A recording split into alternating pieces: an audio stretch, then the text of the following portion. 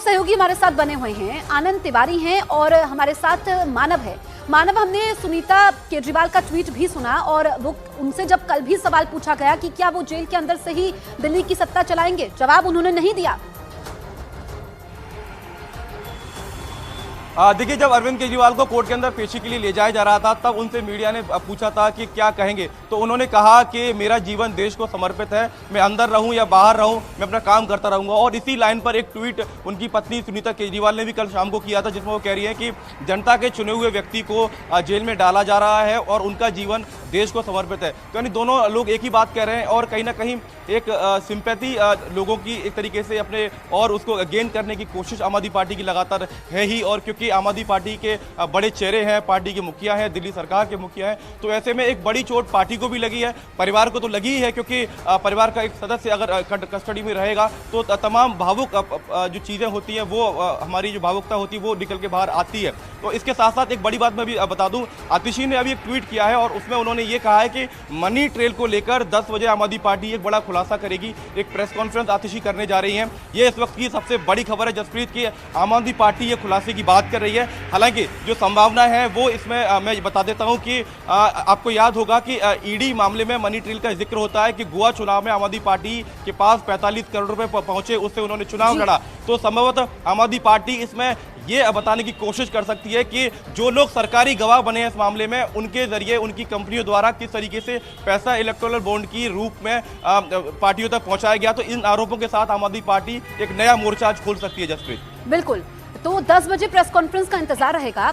हमारे साथ आनंद भी मौजूद है। आनंद, एक बार फिर से वही सवाल टेक्निकलिटीज का, अब आप ये बताइए, क्योंकि पूरा देश यही जानना चाहता है कि अब अरविंद केजरीवाल के पास क्या कानूनी विकल्प है।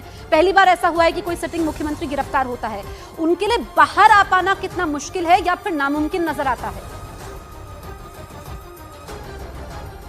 देखिए, नामुमकिन तो ऐसी कोई चीज नहीं है कि कानून में नहीं है, लेकिन हाँ इतना जरूर है कि उनके पास अभी कानूनी विकल्प हैं। वो सुप्रीम कोर्ट का फिर से रुख कर सकते हैं। जैसा कि हमने देखा कि अरविंद जब मनीष सिसोदिया को गिरफ्तार किया था ईडी ने, तो उन्होंने भी सुप्रीम कोर्ट में अपनी जो जमानत के लिए याचिका लगाई थी। लेकिन सुप्रीम कोर्ट में भी एक प्रक्रिया होती है कि अगर आप एक बार याचिका लगा देते हैं और उसमें खारिज कर दिया जाता है तो फिर आप 1 महीने तक फिर से अपील नहीं कर सकते हैं। यही वजह है कि लंबे वक्त से मनीष सिसोदिया जो है उन्हें राहत नहीं मिली है और वो जेल के अंदर ही बंद हैं। लेकिन अभी देखना होगा कि अरविंद केजरीवाल की जो रिमांड 28 तारीख तक की है, उसके बाद जब ईडी उन्हें फिर से कोर्ट में पेश करेगी तो वो क्या ग्राउंड रखती है कि इस पूछताछ के दौरान क्या क्या चीजें खुल के सामने आई है, क्या क्या और खुलासे हुए हैं, क्या मनी ट्रेल की जानकारी ईडी के हाथ लगी और उस पर वो फर्दर आगे जो है वो ग्राउंड बनाएगी कि किस ग्राउंड पे आगे और जो है वो मनीष सिसोदिया की जो माफ करिए अरविंद केजरीवाल की कस्टडी लेना है। लेकिन जसप्रीत, आज का दिन महत्वपूर्ण इसलिए भी है कि आज जो के कविता है उनकी रिमांड खत्म हो रही है ईडी की और आज उन्हें दोपहर तक जो है वो राउज़ेमिनी कोर्ट में पेश किया जाएगा। तो आज क्या कुछ खुलासे करेगी ईडी की के कविता ने पूछताछ में क्या कुछ बताया। इसी ईडी हेडक्वार्टर के एक लॉकअप में जो है वो के कविता भी अंदर है और उनसे भी कल लंबी पूछताछ जो है वो ईडी के अधिकारियों ने की है। तो फर्दर के कविता की भी आगे रिमांड की ईडी मांग कर सकती है, क्योंकि अभी अरविंद केजरीवाल से उनका आमना सामना कराना है और देखना होगा कि के कविता ने अरविंद केजरीवाल को लेकर क्या कुछ बयान जो हैं वो अब ईडी के सामने दिए हैं, वो काफी महत्वपूर्ण होंगे और जाहिर तौर पर दिल्ली के मुख्यमंत्री अरविंद केजरीवाल की मुश्किलें बढ़ाने वाले भी हो सकते हैं। बिल्कुल, तो यहाँ पर आनंद महत्वपूर्ण जानकारी देते हुए कि ईडी खुलासा करेगी और इसमें के कविता और अरविंद केजरीवाल को आमने सामने बिठा करके पूछताछ होगी, ये बड़ा अपडेट है। दूसरा अपडेट जो मानव ने दिया कि 10 बजे प्रेस कॉन्फ्रेंस होने वाली है, आतिशी प्रेस कॉन्फ्रेंस करेंगी और मनी ट्रेल को लेकर के आम आदमी पार्टी बड़े खुलासे करने वाली है। इस पर न्यूज 18 इंडिया की नजर रहने वाली है।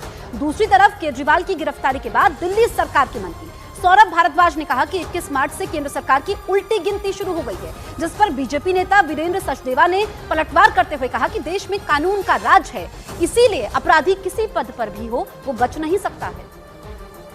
दिल्ली और देश तो छोड़िए, दुनिया के कोने कोने में लोग इस चीज के लिए आवाज उठा रहे हैं और इस तरीके की आवाज जब उठती है तो क्रांतियां आती हैं, सरकारों के तख्त जो है पलटे जाते हैं। और आप देखिए, केंद्र सरकार की उल्टी गिनती जब भी इतिहास लिखा जाएगा तब ये लिखा जाएगा कि इस केंद्र सरकार की उल्टी गिनती 21 मार्च 2024 से शुरू हुई। दिल्ली के मालिक को ये अहंकार था कि मैं कानून से ऊपर हूँ, इसलिए कल वो कोर्ट में सौदेबाजी कर रहे थे कि मैं दिल्ली का मुख्यमंत्री हूँ, मुझे 2 महीने की मोहलत दी जाए।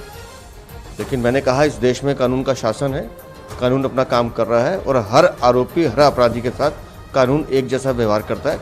ये आज साबित हुआ, इसलिए हम कह रहे हैं शीघ्र ही अरविंद केजरीवाल के इस घोटाले का, शराब नीति घोटाले का सारे पर्दे खुलेंगे, सच सबके सामने आएगा, इसकी हमें उम्मीद है।